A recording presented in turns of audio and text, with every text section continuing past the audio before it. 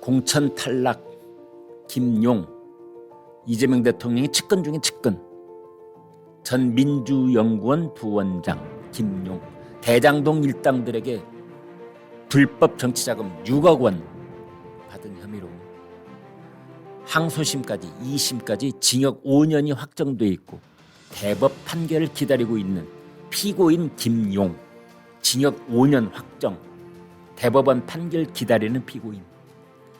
작년 8월에 보석으로 풀려나와 있는 저 사람. 이번에 이제 공천에서 탈락이 됐는데 오늘 오후에 긴급 기자회견을 갖는다고 그래요. 긴급 기자회견에서 무슨 얘기를 할까요? 저 사람이. 그동안에 내가 이번 국회의원 선거에 나가야만, 그래야만 검찰 개혁을 제대로 하고 있다는 뜻이고 조작 기소를 밝혀낸다는 우리 의지를 밝히는 길이며 내가 나가야 된다. 민주당 현역 국회의원들 중에 70명이 나한테 공천을 주라고 그랬다. 내 공천에 반대하는 사람은 2사람밖에 없다. 김영진 의원하고 조승래 사무총장밖에 없다. 하남 아니면 안산 2군데 하나 놔줘야 된다. 내가 열심히 일하겠다. 이러는데 탈락을 시켜버렸습니다. 이제 국회의원 다 확정이 됐어요. 후보들이. 오늘 오후 기자회견에서 무슨 얘기를 할까요? 일단 어제 1차적 반응은 이러한 당의 결정에 대해서 승복하겠다고 그랬습니다. 그러면 오늘 선당 후사의 정신으로 이재명 정부의 성공을 위하여 조금이라도 누가 되지 않도록 하기 위해서 이제 그런 아름다운 말들을 하고 그냥 물러날까요? 중앙정치의 관심사에서 멀어져 버릴까요? 아니면 뭔가 앙금이 남을 수 있는 그런 말을 할까요? 나는 절대 그냥 죽지 않는다. 그런 느낌적 느낌을 줄 수 있는 그런 말을 한마디쯤 어디다 탁 섞을 수도 있지 않을까? 그렇게 보십니까?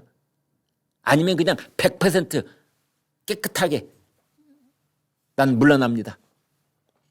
그리고 민주당이 이번 지선에서 이길 수 있도록 내가 견마지루를 다 하겠습니다. 뭐 이런 식으로 나올까요? 여러분은 어떻게 예상하시는지요?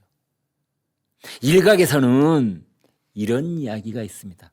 이른바 뒷거래가 있었다. 뭐냐 뒷거래가. 지금 이제 김용이 나가고 싶어 했던 데가 추미애 경기도지사 후보가 있었던 경기도 하남갑이거든요. 그런데 경기도 하남갑에 이광재 전 강원지사가 공천을 받았습니다. 그럼 이광재 전 강원지사는 그동안 지역구가 없었느냐? 있었어요. 어디냐? 경기도 분당갑. 그러면 이광재는 경기도 분당갑에 있다가 거기 지역구가 계속 있었다가 느닷없이 뿌리를 뽑아가지고 경기도 하남으로 지금 간 거예요. 그러면 경기도 분당갑 거기는 이제 또 거기 자리가 비었네. 김용도 그리가.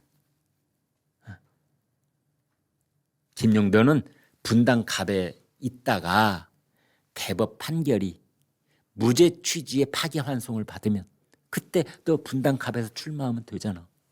언제? 2년 뒤 2028년 그때 총선 때. 아니면 설사 대법원에서도 유죄가 나오더라도 야, 너 대통령이 측근 중에 측근인데 대통령이 모른 척 하겠어? 사면복권이라는 거 있잖아.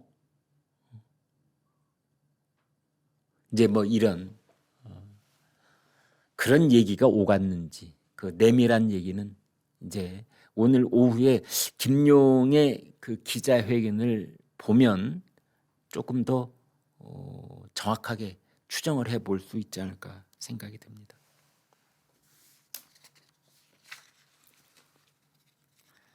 그래서 이제 경기도 안산 갑에는 김남국, 그다음에 하남 갑에는 이광재, 그다음에 경기도 평택을 거기가 이제 평택을이 여기가 아주 재밌게 됐어요.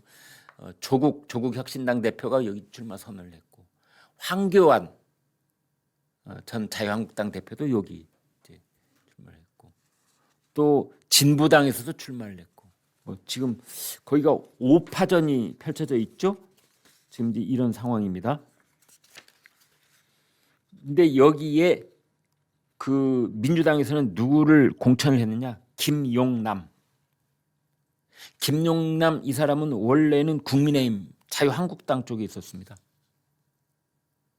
그랬다가 그때 조국 저격수로 활약을 했었죠. 그래 조국 저격수라는 별명까지 가진 사람이에요. 참 묘하죠. 하필이면 조국이 출마한 평택을에다가 조국 저격수였던 자유한국당 때 그 사람이 이제 거기 탈당해가지고 민주당이 지금 와 있는데 그 사람을 거기다 꽂은 건 또 뭐랍니까? 조국이 지금 어쩌면 이를 빠드득 갈고 있지 않을까요? 두고 보자.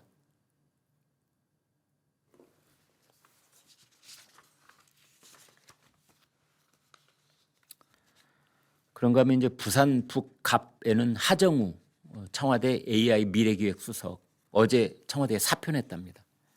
그리고 이제 충남 아산을에는 그 강훈식 비서실장이 원래 지역구인데 거기가 이제 비서실장 하면서 거기가 국회의원직은 떠났기 때문에 거기가 빈자리가 돼 있는데 전은수 청와대 대변인 어제 사표냈답니다. 그래서 이제 거기 출마한다. 그다음에 어제 충청북도 그 도지사 후보 결선 결과가 나왔죠.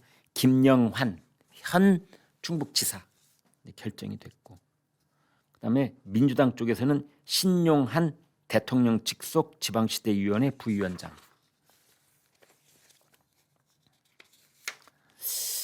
아마 이번에 이제 김용을 저렇게 끝까지 만류한 것은 김용이 이번에 공천을 받으면 국회의원 공천을 받으면 앞으로 6월 2일까지 계속해서 김용 얼굴이 텔레비전 화면에 나올 때마다 대장동 할 것이 염려되므로 유권자들에게 계속 전국에 있는 유권자들에게 계속 대장동을 환기시킬 것 같으므로 그래서 이번에는 공천을 주지 않는다. 조승래 사무총장이 뭐라고 했느냐? 지방선거와 재보선 전체에 미치는 영향을 종합적으로 판단해서 공천하지 않는 것이 적절하다는 판단을 했다. 국민의힘 장동혁 대표가 아주 뼈 때리는 논평을 한 줄 했습니다. 대장동 범죄자 김용에게 공천을 주자는 민주당 의원이 60명이 넘는다. 그래야 민주당답지. 대통령을 바꿨더니 나라가 졸지에 범죄자 특혜 공화국이 돼버렸다. 참. 민주당 쪽에서는 지금 경기 지역에 있는 재보선들 다 이 민주당의 귀책 사유 때문에 열리는 것인데, 그래서 또 민주당 때문에 재보선이 열린다면 문제가 커지는 것이다. 뭐 이런 내부 의견도 있었다고 그래요. 뭐 친명계에서는 이제 반발하는 기류도 있다고 합니다. 김용 공천은 전혀 부정적인 영향이 없었다. 오히려 전라북도 도지사 경선이 무리한 상황이 부정적인 것 아니냐. 이런 친명계 뭐가 있는데 아무튼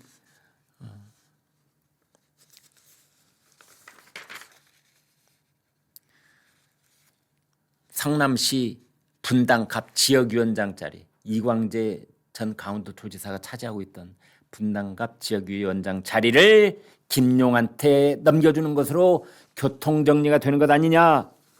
지금 그렇게 얘기들이 나오고 있습니다.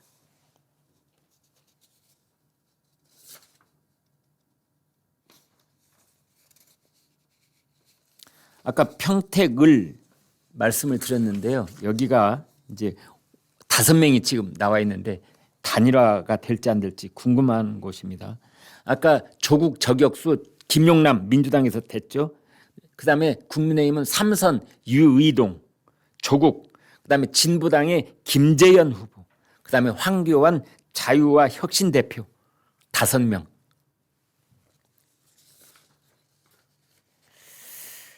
단일화를 할지 말지 뭐 이런 얘기가 나오는데 선거 막판까지 가봐야 된다. 6월 2일 날 단일화 할 수도 있다. 뭐 이런 얘기까지 나오고 있습니다.